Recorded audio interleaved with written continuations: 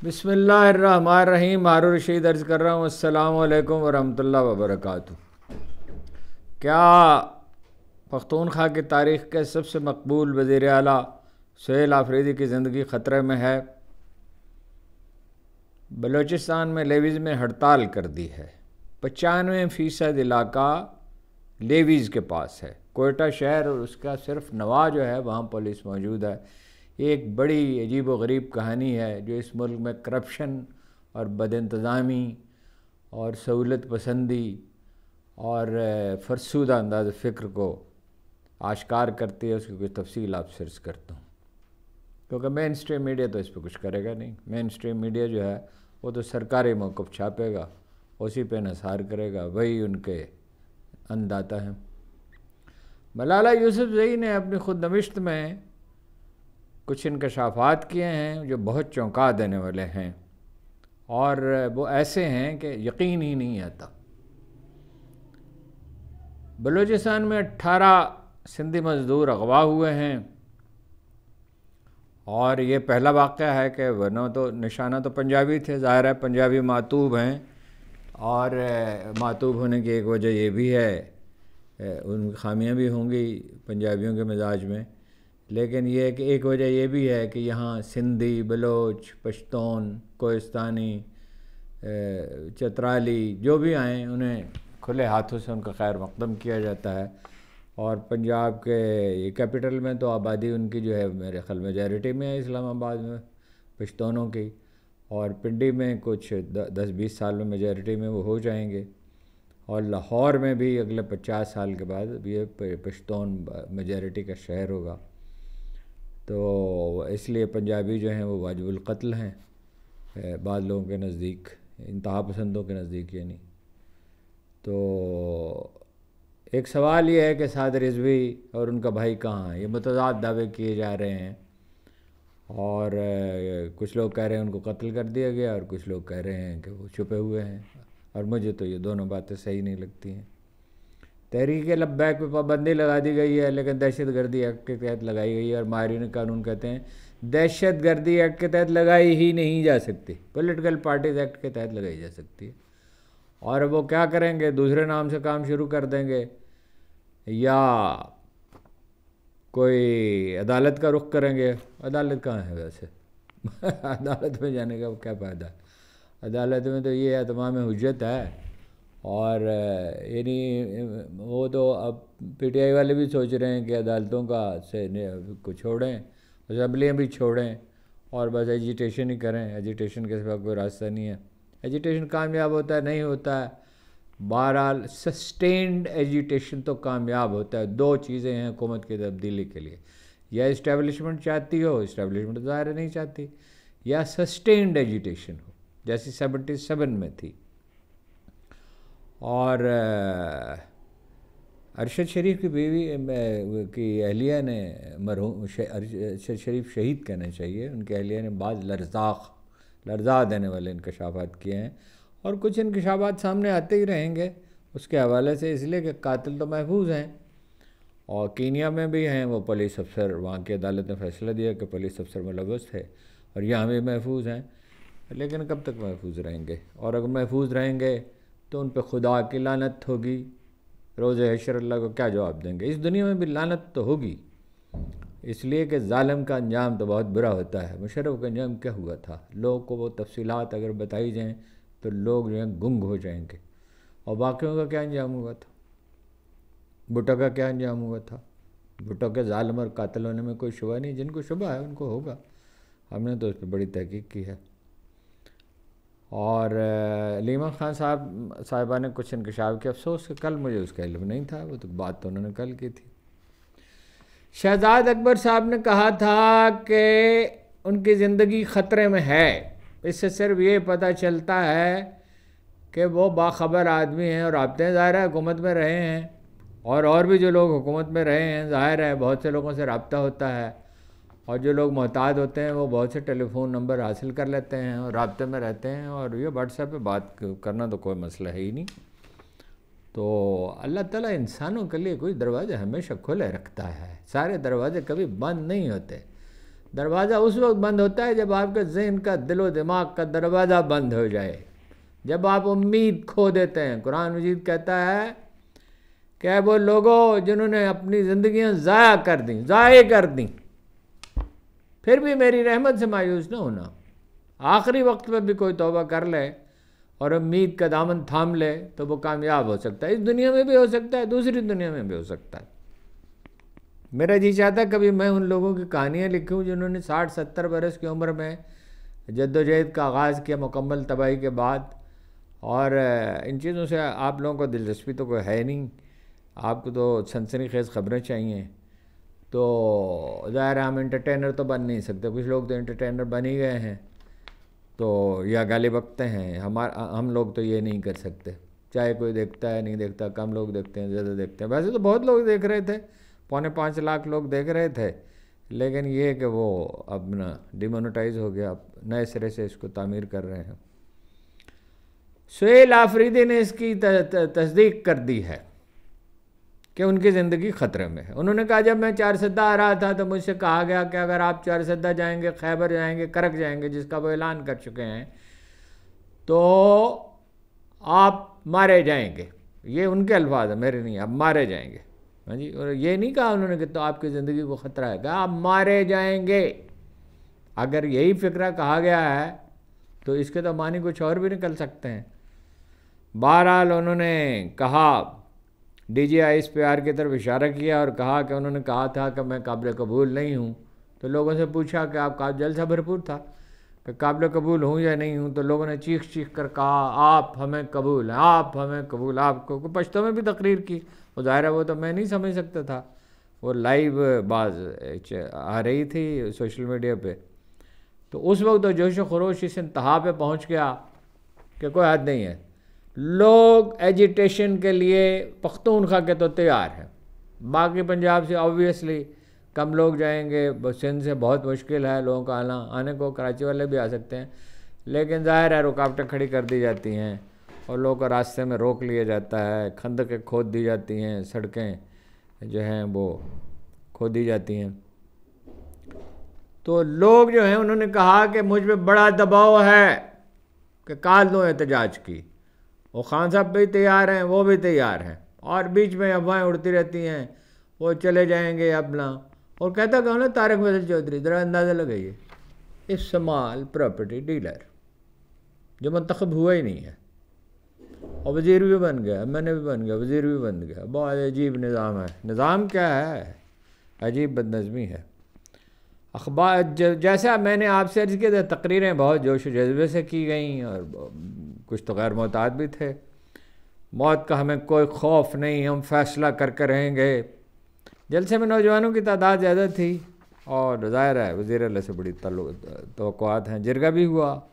तकरीर उन्होंने मुख्तसर की, दानाई का मुज़ाहरा किया, वरना लोगों को अपनी आवाज़ से बड़ी मोहब्बत होती है। लंबी लंबी तकरीरें करते हैं घंटों की। वो एक वाक़या शायद आपको सुनाया था, एक वज़ीर आला थे उस वक्त शहबाज शरीफ और एक अनपॉपुलर से वज़ीर आला। तो मरहूम इरशाद हक्कानी ने एक दफ़ा उनसे कहा कि आप जमहूरियत के ग्रेटर उसमें इंटरेस्ट में मुस्तफ़ी हो जाए। और हक्कानी साहब भी तवील गुफ्तगू करते, कालम बिल तवील लिखते थे, अगरचे वो सियासी हरकियात को समझते बहुत थे। तो नवाज शरीफ की समझदारी अच्छी है, तो वो आए और लोग बड़े तंग आ गए, बहुत लंबी तकरीर की, अल्लाह ताला मरहूम की मग़फ़िरत फरमाए। तो उन्होंने कहा जो आदमी माइक छोड़ने के लिए तैयार नहीं था वो मुझे कहता तक अपना इक़्तिदार छोड़ दो। बलूचिस्तान में जनाब लेवीज़ ने हड़ताल कर दी। ये लेवीज़ क्या हैं और बलूचिस्तान क्या है? बलूचिस्तान है 43% एरिया पाकिस्तान, समंदर उसके साथ लगता है, वैसे तो सिंध के साथ भी लगता है लेकिन ज़्यादा तो बलूचिस्तान के साथ ही लगता है। दुनिया की सबसे बड़ी बंदरगाह वहाँ तामीर हो सकती है। मादनियात वहाँ हैं जो कभी नहीं निकाली गई, कोयले के सिवा। चमालांग के कोयले की कानें जो $75 बिलियन के हैं, लेकिन वो गवर्नमेंट तो उसमें से 5% लेती है, 5% बलूचिस्तान की हुकूमत लेती है, बाकी तो लोगों को दे दी। तो वो तो मतलब ये है कि जब निकलेंगी तब निकलेंगी। फ़िलहाल तो ज़ाहिर है बलूचिस्तान का इन्हिसार मरकज़ पे है और उनका हक़ है, कोई उन पर एहसान नहीं है। 6% उन्हें दिया जाता था। ये इस नाचीज़ ने 3 साल कहता रहा कि ये क्या तरीका है, 6% पॉपुलेशन पे कैसे हो सकता है भाई। वहाँ तो सड़क बनेंगी 10 किलोमीटर के 100 किलोमीटर की, तो उसे 10,000 आदमी इस्तेमाल करेंगे बलूचिस्तान में, और कराची में बनेंगी तो उसे अपना 10 लाख आदमी इस्तेमाल करें। आबादी पे दुनिया में कहाँ ऐसा होता है। लेकिन ये पंजाब और सिंध की ज़्यादती थी आबादी की बुनियाद पर, और तो ये अब बाद में उनका हिस्सा बढ़ाएगा और उसको बढ़ाया जाना चाहिए। वैसे तो मीशत ही बर्बाद है, क्या हिस्सा बढ़ाएंगे, और मीशत को बेहतर बनाने की कोई कोशिश ही नहीं। जिन लोगों के पास को हुकूमत दे दी गई है, ये तो कभी इनको 10,000 साल दे देंगे मीशत बेहतर नहीं बना सकते। ये अपनी ज़ाती मीशत बेहतर बना सकते। ये जो लेवीज़ हैं इसके लोग भर्ती तो सिर्फ 5% एरिया पुलिस के पास है। मैंने अर्ज़ किया ये सरदारों के ज़रिए भर्ती होते हैं। इनको तनख्वाह कैसे मिलती है? इस तरह नहीं मिलती जैसे बाकी सब सरकारी मुलाजिमों को पैसा हुकूमत का है, आवाम का पैसा है। इनको तनख्वाह मिलती है डिप्टी कमिश्नर, असिस्टेंट कमिश्नर, कबायली सरदार की खिदमत में जाके पैसे नकद पेश करते हैं, और वो कबायली सरदार जो है वो कुछ पैसे कोई अफसर रख लेते हैं, कुछ कबायली सरदार रख लेते हैं, और उन्हें कुछ पैसे दे दिए जाते हैं। वो क्यों हड़ताल पे आमादा है? ज़ाहिर है सरदार के मुलाजम है, वो हुकूमत के मुलाजम तो नहीं है। हुकूमत को तो सिर्फ पैसे देती है उनको, और उनमें से बाद कभी आते ही नहीं, ड्यूटी पे जाते ही नहीं हैं, और बाद जराइम के लिए भी इस्तेमाल होते हैं। जनरल मुशर्रफ के दौर में वो 10 अरब रुपये उसके लिए मंजूर किए गए, कुछ इमारतें बनाई गई, कुछ अफसर भर्ती किए गए, कुछ गाड़ियाँ खरीदी गई। तो 2008 की जब असम्बली मिली बनी तो जाहिर है उसमें 2 तरह के लोग होते हैं, एक सरदार होते हैं, एक मौलवी होते हैं, और जेन्युइन पॉलिटिकल वर्कर तो बहुत कम होता है, रेयरली होता है।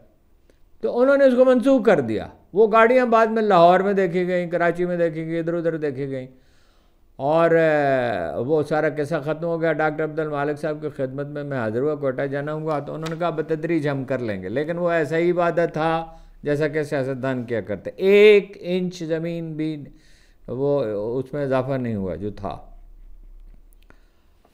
तो ये जो है जनरल कैनी से दरख्वास्त की गई, यानी मुतलका पुलिस अफसरों ने उनसे जाके कहा कि भाई आप इस सिलसिले में कुछ करें। उन्होंने कोशिश की भी, लेकिन उस वक्त मुल्क दहशतगर्दी की जद में था, उनकी तरजीहात और थी।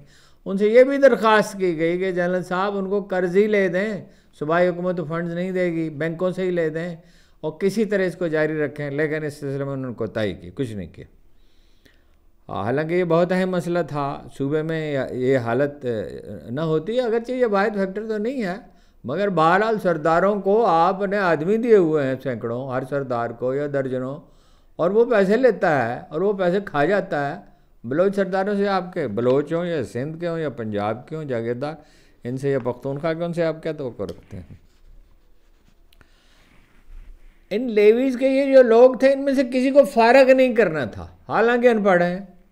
उनको ये तालीमें बालगा किस्म ये समझें कि एक तरह की होती, असले की तरबियत दी जाती, तनख्वाहें उनकी बढ़ा दी गई थी।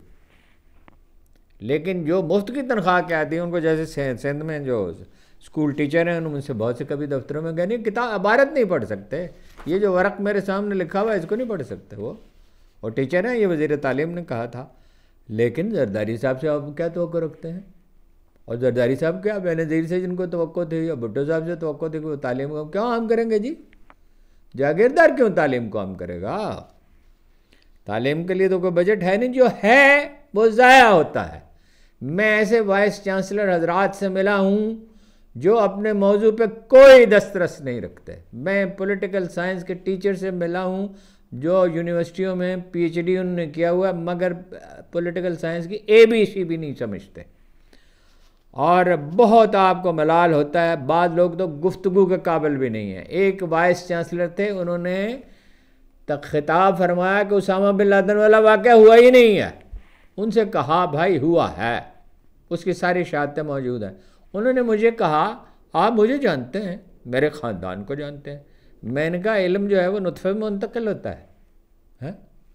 और आप वाहिद आदमी हैं, उस वक्त तो 7 अरब आबादी थी, आप वाहिद आदमी हैं जिस पर हकीकत खुली है। दुनिया में किसी अखबार रईस को, किसी मीडिया हाउस को, किसी को ये बात, किसी लीडर को ये बात मालूम नहीं हो सकी। आपको मालूम है उन्होंने एक बड़ा लंबा ख़त मुझे लिखा जो मैंने छाप दिया, एक अखबार में था, मैंने छाप दिया, मगर ये आखिर में लिखा आपसे पूछा था कोई सबूत है, सबूत तो नहीं है। वो वाइस चांसलर रहे इसलिए कि वो नवाज शरीफ साहब को पसंद थे, शरीफ खानदान। वाइस चांसलर मुकर्रर कैसे होते हैं? कौन मुकर्रर करता है? जो हला मेरे सामने एक वाइस चांसलर को, जो मेरे छोटे भाइयों की तरह थे, पंजाब के गवर्नर ने टेलीफोन किया शहबाज शरीफ साहब के ज़माने में, जब नवाज शरीफ दे रहे थे, ये 200 आदमी भर्ती कर लें। वो हक्का बक्का हैरान परेशान। तो अब क्या करें भाई? हैं जी, पंजाब के गवर्नर के जो उसका ताल्लुक मुल्तान से था। देखिए पुलिस कितनी इम्पोर्टेंट है। जब जनाब इमाम हसन दस्तबरदार हो गए तो अमीर मावी ने जो पहला काम किया वो पुलिस की तश्कील न होती। दुनिया में लेवीज ही थी, सारी दुनिया में, सारी दुनिया कबायली ही थी। अमेरिका में, बरतानिया में, मुग़लों के बरे सग़ीर में शेरशाह सूरी ने कुछ तब्दीलियाँ की थी, लेकिन वो मुग़ल फिर आ गए। वो तो 5 साल के बाद शहीद हो गया, मुग़ल आ गए, फिर वही पुराना। और वो मुग़लों का जो निज़ाम था, आसा उसे कहते थे, आसा, और वो चंगेज़ खां का कानून था। जागीरदारों के ज़रिए, सरदारों के ज़रिए यानी हुकूमत चलाई जाए, पुराना निज़ाम लो। एक दरोगा कुछ उसके साथ थी। मौलवी खादिम हुसैन के फर्जंदों को कोई पता नहीं है जनाब, कत्तन। और वो कहते हैं आईजी पंजाब के वो उनके साथी उन्हें छुड़ा ले गए थे। मैंने एक पुलिस अफसर से, रिटायर्ड जो हैं, जो उन्हें जानते हैं, उनसे पूछा, उनके बहुत सीनियर हैं, बहुत मोहतरम भी हैं, कि ये आईजी साहब की बात का एतबार किया जा सकता है? उन्होंने कहा आईजी साहब को किन, उन्होंने मुझे सवाल का जवाब देने के बजाय कहा किन लोगों ने उन्हें मुकर्रर किया है, इस पर गौर करें, बस इतना काफ़ी है। उन्होंने कहा मोहतरमा ने, पंजाब के वज़ीर इत्तलात ने, कि वो ठिकाने बदलते रहते हैं, छुपे हुए। वो ठिकाने बदलने का आपको पता चलता है, आप उन्हें गिरफ्तार क्यों नहीं करते? कोई इस बात पे यकीन कर। खैर मोहतरमा की बात पे तो गौर ही नहीं करना चाहिए। जाहिर है कि वो कहाँ हैं। उनका 1 मिनट का ऑडियो आया साद रिजवी का, और वो उसके कि वो छुड़ा ले गए हैं उनको अपना, वो नहीं, सॉरी, उन्होंने ये कहा कि भाई बातचीत चल रही है। परेशान थे, और लेकिन कुछ लोग दावा कर रहे हैं कत्ल कर दिया गया। ये तो करीन क्यास नहीं है। तो वो ऑडियो कहाँ से आ गई? वो ताज़ा सूरत हाल के बारे में बात की, और जाहिर है वो किसकी तहवील में है, और वो कोई बात तय पाएगी तो फिर ही उनको रिहा किया जाएगा। अब अचानक उन्हें रिहा कर दिया जाएगा तो खल्क़े खुदा उमड़ पड़ेगी। 5-7% सपोर्ट है। 5-7% कितनी होती है? 25 करोड़ का 5%, 7%। लेकिन डेडिकेटेड लोग हैं, फ़िदायीन हैं, वो जमा हो जाएंगे, मसला पैदा हो जाएगा। इमरान खान को भी इसीलिए रिहा नहीं कर सकते। इमरान खान निकलेंगे अडियाला से तो बनी गाला पहुंचने के लिए 24 घंटे लग जाएंगे। शेर पे सवारी बहुत सहल होती है, यानी सहल इतनी भी नहीं होती। शेर पे मतलब फ़र्ज़ कीजिए कोई सवार हो जाए, शेर से उतरा तो नहीं जा सकता, फंस गए हैं दलदल में, हुकूमत फंसी हुई है, जाली हुकूमत बिल्कुल। तो वो बातचीत कर रहे हैं।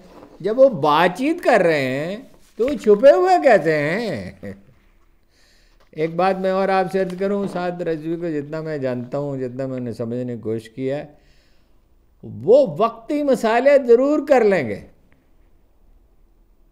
उनकी कमज़ोरी हैं, मजबूरी है, फंसे हुए हैं, इंतज़ामी ढांचे टूट चुका है, मुस्तकिल मसालत नहीं कर सकते। मकतूले इनका लहू उनका पीछा करता रहेगा, कुछ न कुछ करना पड़ेगा। मोहतरमा मलाला यूसुफ़ज़ई ने अपनी ऑटोबायोग्राफी लिखी है, अनबिलीवेबल, अनबिलीवेबल, फाइंडिंग माई वे।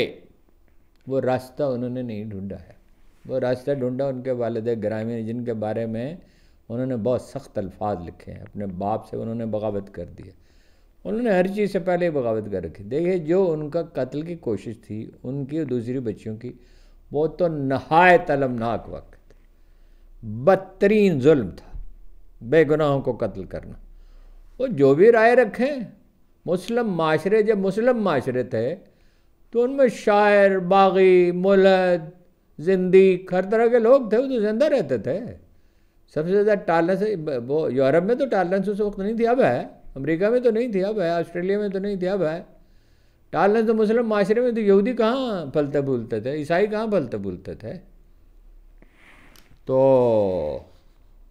वो उन्हें यानी कत्ल करने की जो कोशिश की गई, उसी की वजह से उन्हें नोबेल प्राइज़ दिया इस्तेमाल करने के लिए। एक बहुत मशहूर बरतानवी जर्नलिस्ट हैं, वो उन्होंने मुलाकात के लिए कहा, किसी दोस्त ने कहा वो मिलना चाहती हैं, मैं उनसे मिला। ये बहुत पुरानी बात है, 10-15 साल पहले की। तो उन्होंने सडनली शियाज में ये जो तस्वर है ना मगरब में, Rudyard Kipling Nobel prize winner जो बरसग़ीर में रहे, उनकी इस्तिलाह है ये ग़ालिबन। तो वाइट मैन्स बर्डन, मगरबी कौमों की ज़िम्मेदारी है कि दूसरों को तहज़ीब सिखाएं, खुद जो तहज़ीब है उनके, वो उस पर कभी बात करेंगे तारीख़ पे। तो वो उन्होंने उसने मोहतरमा ने मुझे कहा, अगर मलाला यूसुफ़ज़ई को वज़ीर आज़म बना दिया जाए, मैंने सिर्फ़ एक जुमला कहा, अकल न शकल, मकामी सकाफ़त से आशना नहीं, और इस तरह कोई वज़ीर आज़म बनता है, कोई बात है करने की। इस पर वो खामोश हो गई, समझदार खातून थी। लेकिन ये अंदाज़ फ़िक्र आप देखिए क्या फरमाया है उन्होंने मोहतरमा ने, पहली बार चर्च पी तो हर तरफ अंधेरा छा गया, पहली बार, यानी उसके बाद भी पी। शादी औरत की आज़ादी को सल्ब करती है, क्या करना चाहिए? शादी का अदारा ख़त्म कर देना चाहिए। इससे उनके नज़रियात का पता चलता। मैं अपने वालिदैन का खर्च उठा उठा कर तंग आ गई हूँ, आपको करना क्या पड़ता है? तकरीबात में जाना होता है, इजी मनी है, नोबेल प्राइज़ विनर हैं जी, और शफ़ाक़ इस कदर हैं कि गज़ा के बारे में बात नहीं करती, कश्मीर के बारे में बात नहीं करती। और हमसे, पाकिस्तानी सकाफ़त से, इस्लाम से उनका ताल्लुक़ इतना है कि गांधी उनका हीरो है, कायद-ए-आज़म उनका हीरो नहीं है। फिर फरमाया, वालिदैन का खर्च उठाने से कौन तंग आता है? हमें तो तौफीक कोई ज़्यादा नहीं मिली वालिदैन की खिदमत की, उस वक्त आमदन बहुत कम थी, लेकिन हमारी मजाल थी कि उनके सामने सर उठा के बात भी करें। जब हुक्म देते थे तो तामील कहते, कोई भी मान ये कौन सा, वालिदैन के लिए तो आदमी जो है उसकी कदर कीमत तब मालूम होती है जब इस दुनिया में नहीं रहते। तो वालिदैन का खर्च क्या है? जितनी उनकी आमदन है उसके मुकाबले खर्च क्या है? मेरे वालिद ने मुझे म्यूज़ियम का शाहकार बना कर रख दिया है। क्या मतलब है? He is an exploiter. मुझे पश्तून कल्चर की खिलाफ वर्जी में मज़ा आया। इस्लाम का कोई कल्चर नहीं है, सिर्फ पश्तून कल्चर है। अरे भाई, पश्तून कल्चर इस्लामी कल्चर है, उसमें कुछ चीज़ों पे यानी इख्तलाफ हो सकता है, लेकिन ये है पश्तून कल्चर। मज़हब क्या है? पश्तून कल्चर, इस्लाम नहीं। मैं अपने बॉयफ्रेंड से मिलती रही, गले लगती रही, उन्हें कहती रही आई लव यू। मुझे बहुत उलझन होती थी जब वालिदैन को तवक्को होती थी कि मेरा उससे कोई जिस्मानी ताल्लुक़ ना हो, यानी जिस्मानी ताल्लुक़ था। 18 सिंधी मज़दूरों को आप सर्च किया, अगवा कर लिया गया है। खुशदार के करीब सड़क पर काम कर रहे थे गरीब लोग। अंदरूनी सिंध तो गुर्बत इतनी है कि अगर आप देख लें तो आप सारी ज़िंदगी भूल जाएं। आप ये जो अपना बीड़ी आप पीते हैं, मज़दूर को कितनी मुआवजा मिलता है मुझे नहीं मालूम आज एग्जैक्टली क्या है। आज से 15-20 साल पहले 50 रुपये रोज़ाना मिलते थे। तो वो पत्ते तोड़ने के, और वो क्या खाते थे? उबले हुए चावल नमक मिर्च डाल के। और चावल में कोई ग़ज़ाइयत होती ही नहीं है, अल्लाह ये कि ब्राउन राइस हो। और लेकिन ब्राउन राइस भी हो तो उसके साथ कुछ और होना चाहिए, उसमें प्रोटीन तो नहीं होती चावल में, और प्रोटीन के बगैर तो क्या सेहत हो सकती है? दाल भी ना हो, गोश्त तो रहा एक तरफ। तो इन लोगों को किसने अगवा किया है? ज़ाहिर है अलहदगी पसंदों ने, ज़ाहिर है भारत पुष्टपना है, ज़ाहिर है पाकिस्तानी तालिबान और दूसरी इंतहापसंद तंजीमों से उनका रब्ता है, मुमकिन तौर पर इसराइल भी हो सकता है। पहले तो पंजाबी जो हैं मज़दूर, पंजाबी उनका हदफ थे। अब वहाँ ये जो दाया का काम है ये पंजाबी ख़ातिन करती थी, टीचर पंजाबी थे, बेशुमार मार। किसी बलोच लीडर को तौफीक नहीं हुई कि इसकी मजम्मत करे। एक दफ़ा सरफराज भुगती को मैंने एक जुमला कहते हुए सुना, यानी जलसा आम में, किसी बलोच लीडर कहते हैं हमारी मुक़द्दस रवायात हैं, ये मुक़द्दस रवायात हैं कि बेगुनाह शहरियों को कत्ल किया जाए, सवाए अकबर बुगटी के। अकबर बुगटी जो थे वो अपने इलाके में रहने वाले जो गैर बलोच थे और पंजाब से ताल्लुक़ रखने वाले लोग, उर्दू स्पीकिंग सराइकी से भी, उन्हें तहफ़्फ़ुज़ देते थे। बाकी उन पर कोई भी एतराज़ हो सकता है। एक और अजीब बात देखी सोशल मीडिया पे, बाद लोग पाकिस्तानी फ़ौज को इसके ज़िम्मेदार, पाकिस्तानी फ़ौज सड़क पर काम करते मज़दूरों को क्यों अगवा करेगी?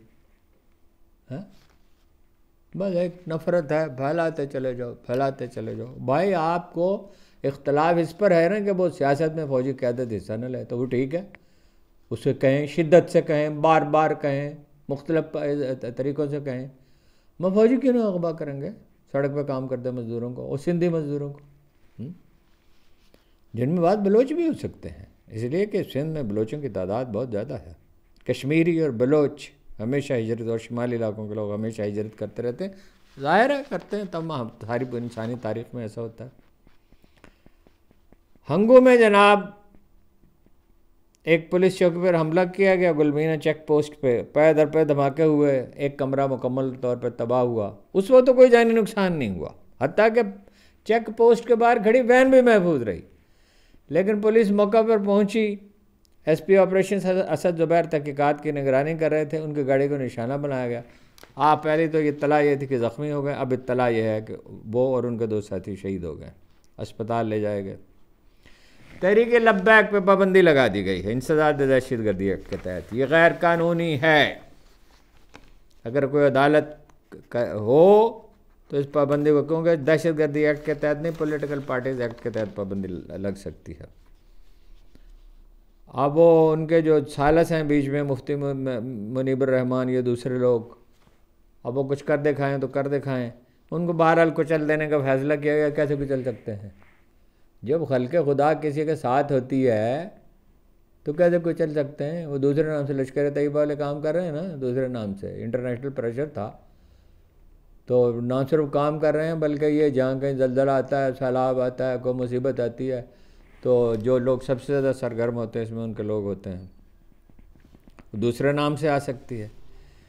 जवेरिया सिद्दीक़, मोहतरमा जवेरिया सिद्दीक़, अरशद शरीफ कह लिया, उन्होंने बहुत लर्जा देने वाला इंकशाफ किया। मुझे अफसोस हुआ कि कल मैं क्यों नहीं इसको नोट कर सका। उन्होंने बताया कि अरशद शरीफ शहीद ने उस वक्त मुल्क छोड़ने का ऐलान किया, फैसला किया सारी, जब उनसे कहा गया कि आपको बरहना करके आपकी वीडियोस बनाई जाएंगी और फैलाई जाएंगी। ये भी इंकशाफ किया कि कत्ल के बाद उनकी तस्वीर मुझे भेजी गई, यानी जवेरिया सिद्दीक़ साहबा को, और कहा कि देखो तुम्हारे शोहर का क्या हाल हमने किया है। गुर्दा नहीं था, पसलियाँ टूटी हुई थीं, नाखून गायब थे। ये कारनामा जनरल बाजवा के दौर में अंजाम पाया। कसूरवार कौन है? बहरहाल जैसा कल अर्ज़ किया था मोहतरम मरीम नवाज़ ने, तो उस पर नहायत मसरत का इजहार किया था और कहा था बिल्कुल ठीक कत्ल हुआ। अल्फाज ये नहीं थे, अल्फाज ये थे मकाफ़त अमल है, यानी जो हमारे जराइम बाशगाफ किए तो उसकी सज़ा यही थी। हलीमा खान ने ये इंकशाफ किया है कि मुझे इसलिए ये कहते हुए मुलाकात की इजाज़त नहीं दी जाती कि ये ऊपर से आने वाला हुक्म है। बार बार पैगाम दिया जाता है कि खामोश रहो वरना गिरफ़्तार कर ली जाएगी। खामोश कैसे? इमरान खान की बहन और ख़ामोश रहे। 2 साल से हैं, 2.25 साल से हैं जेल में, 2 साल और 2 महीने से इमरान खान। तो अब पार्टी कोई तहरीक तो नहीं उठा सकी, अच्छी मनसूबाबंदी नहीं। पहले तो अली अमीन गंडापुर थे, अब मुमकिन है कुछ तहरीक उठा सकें, लेकिन भाई अभी तक कितना खौफ है। और जो जितनी सख्ती, राना सनालो ने कहा पहले से ज़्यादा सख्ती करेंगे। पहले से ज़्यादा सख्ती का मतलब अगर सादा अल्फाज में बयान किया जाए तो आप समझ सकते हैं कि क्या होगा। उन्हें कहा जाता है बनीगाला मुंतकिल हो जाएं, इमरान खान, और अंडर प्रेशर फैसला करें। अजीब लोग हैं, दबाव उन पर जारी रहेगा, पार्टी पर। इस्लामाबाद के आईजी नासिर रिजवी साहब ने दावा किया कि एसपी अकबर रिजवी को खुदकुशी की मौत को इसलिए खुदकुशी करार दिया गया है कि गोली कार के अंदर से चली। सवाल ये है, इसका तो दूसरा मतलब भी हो सकता है कि कोई कार के अंदर मौजूद हो, उसका कोई साथी हो, माता है। तो तहकीकात के बगैर खुदकुशी का फैसला कैसे कर लिया गया? ये तो इन्वेस्टिगेशन का बुनियादी उसूल ये है कि तहकीकात से पहले हतमी राय नहीं दी जाती। सीसीटीवी फुटेज कहाँ है? जबकि ये कहा गया है कि उन्होंने सीसीटीवी कैमरों के सामने खुदकुशी की। सीसीटीवी तो अखबार नवीसों को दिखाते क्यों नहीं? कोई तस्वीर सामने नहीं आई। ये कैसी खुदकुशी थी जिसे किसी एक पाकिस्तानी शहरी ने नहीं देखा? पुलिस फौरन पहुंच गई, उसे भी किसी पाकिस्तानी शहरी ने नहीं देखा। बहुत संगीन सवालात हैं। डेंगू के मर्ज में मुब्तला है, वो ड्यूटी पे क्यों है? डेंगू मलेरिया तो नहीं, मलेरिया में भी नहीं आदमी ड्यूटी पे जा सकता। डेंगू मलेरिया तो नहीं है, ज़िंदगी ख़तरे में होती है। डेंगू की हालत में छुट्टी क्यों नहीं दी? आईजी साहब को बताना होगा। कहा जाता है, मैं इसकी ज़ाहिर तहकीकात ही से पता चल सकता है, अगरचे कौन तहकीकात करेगा, कि उन्होंने मुरीद के और कश्मीर जाने से इनकार किया था। पुलिस में बगावत का मंजर थे, अकेले नहीं थे जिन्होंने इनकार किया था, और पुलिस वालों ने भी इनकार किया था, मगर उन्हें धमका के। आप जो पुलिस की नौकरी का आदी हो जाए, छोड़ तो नहीं सकता। जिस मुल्क में 30%, 25 से 30% बेरोज़गारी हो, तो जो गुफ्तगू वो जब एक टेलीफोन उन्हें आया था वो सुन रहे थे, और कहा जाता है कि आईजी ने उन्हें धमकियाँ दी। गार्ड उनका सुन रहा था, इसके बावजूद गार्ड ने उन्हें अपनी बंदूक क्यों दी? ये बहुत बड़ा सवाल है, शामिल तफ्तीश होना चाहिए। ये ज़रूरी नहीं है कि वो कोई सी साजिश में शामिल हो। हाँ जी, गार्ड तो हम पर सोच समझ के रखा जाता है। 4:30 बजे वाक़या पेश आया जब इशारा दस्तूर पर अपने दफ्तर की तरफ से जा रहे थे, तो उसने बंदूक क्यों दी? ये मेरी समझ में नहीं आता। कामों के से ताल्लुक़ था, 46 में कामन से ताल्लुक़ था। बेहतरीन अफसरों में से एक समझे जाते थे लियाकत के एतबार से। उनकी एक बेटी है छोटी सी, 1 बरस की, और बेवा हैं। मैं इस सवाल को दोहराता हूँ कि डेंगू के बावजूद छुट्टी क्यों नहीं दी आईजी ने? असद उमर साहब के बारे में एक मुमताज़ अखबार नवीस ने कहा कि वो मुहिम चला रहे हैं, मैनेस के साथ मिल रहे हैं वो। तो शाह महमूद कुरैशी को रिहा कराना चाहते हैं।